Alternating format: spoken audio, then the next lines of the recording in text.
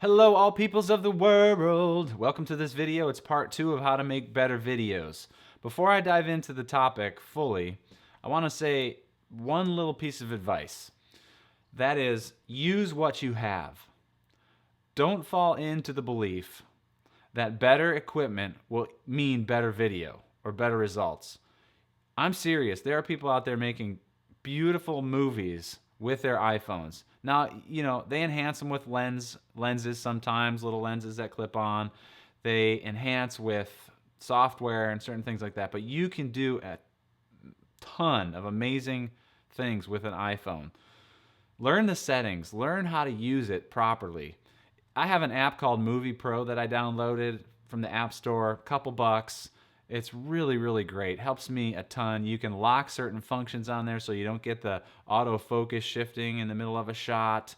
You can set the auto white balance so you don't get different white and the auto exposure so you don't get different colors and things like that when you're moving the camera around. Really, really cool features on a cheap little app. You already got the camera built into your phone. Use it and grow with it and learn it. All the basics that you learn with a phone or a basic DSLR like this will apply to any equipment that you would get that would be better in the future. The same thing goes with editing software. Learn your phone, learn your camera, learn your stuff. Be a hacker, guerrilla warfare, get it done cheap, get it done well, the best you can. All right, learn how to enhance your shot. So natural lighting is a huge part of this. Lighting is huge.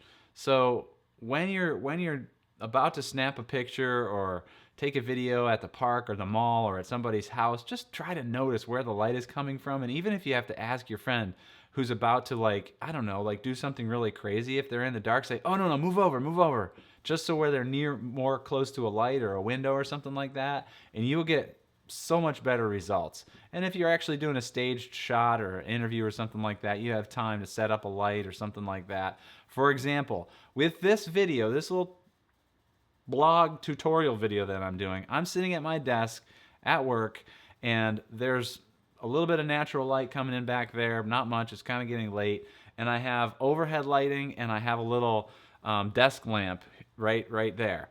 And so when I first sat down, it looked like this, and my face was like that, shadows, terrible. So all I did was I turned on my little desk lamp, I pointed it at my face, then I noticed that my face was too bright, so I just turned down the overhead lights a little bit, and boom. Is it perfect? No. Does it get the job done? Yes. Is it better than it was before? Way better. Okay? So use lighting to your advantage, guerrilla warfare style. And if you have time and if you have the means, go to Home Depot and buy one of those little shop lights that clips on something and just put a basic bulb in it. You can get a little gel, put it over it if you have access to something like that. You learn how to do these things when you just spend a little time practicing and doing some research on the web. There's tons of DIY hacks out there. I won't bore you with all of those right now because you can find them yourself. That's what I've done. Just do it. The other thing that you want to make sure you try working on is framing the shot. And by framing it, meaning like where does the subject lie within the screen? And so there's a little thing out there, if you haven't heard of it, called the rule of thirds. If you don't know what that is, you should learn about that. So just do a little research on the rule of thirds. You'll find out some great stuff about that. But basically what that is that any frame, whether it's a widescreen frame or more of a this size, 680 by 640 by 480 or whatever, there's a third. You got a top, a middle, and a lower third. And the same thing with third here and a third here. So you want to put the subject on one of the lines. So like my eyes, I did my best to get my eyes on the top third. That's where you're noticing. That's what makes the shot look good. That's what brings interest to the shot.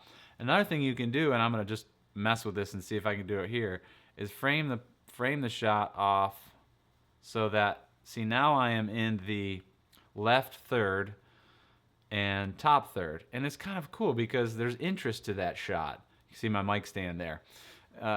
So try to frame the person in, and I would encourage you to really experiment with framing the person in one of the side thirds. It just creates a lot of interest when you do that. That's a real basic thing. Again, these are basic videos, But if you've never heard of that before, this will really help you to get better results, even when you're just taking home movies or little shots around with friends or whatever. You can do a lot better just by doing that. Okay, that's it for now. Next time, talk a little bit about editing, and see you then. Thanks for checking out this video. Adios. Peace.